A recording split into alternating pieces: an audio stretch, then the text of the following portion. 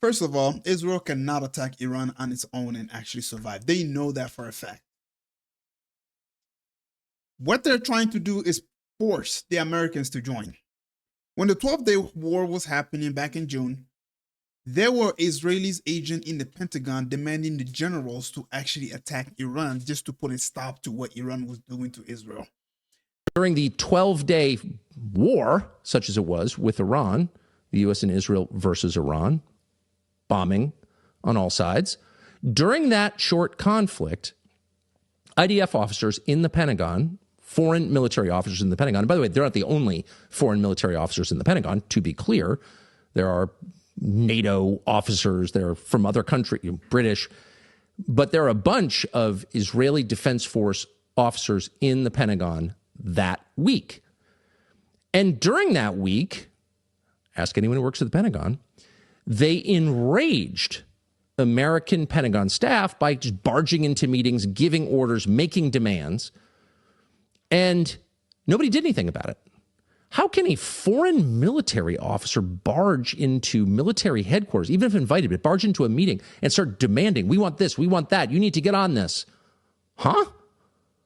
The more you allow that kind of deeply unhealthy behavior, the more you're going to get. I've seen a documentary of the aftermath of what happened to Iran, but we never saw a documentary of what happened to Israel, because they understand that, well, this is too much damage. We've seen the video. We've seen rocket raining down on them. We've seen the destruction, at least some of them.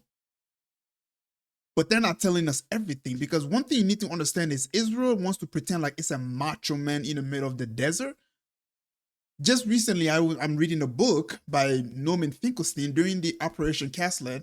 These guys literally dropped white phosphorus on the Palestinian people and just decimated the Palestinian. Why? It's not because Hamas decided to attack them, but rather, well, they wanted to show the world or their neighbors that we're not weak. And the best way they did that is by obviously attacking innocent people, civilians. This is how these people operate. This is why I don't like them. Okay? I don't like them. Because they're a bully.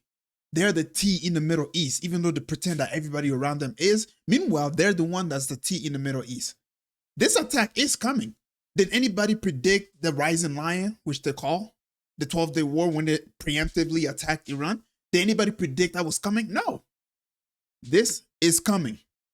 This whole peace talk, oh, we're going to try to talk to Iran and see what they're going to do and blah, blah, blah. Bullshit.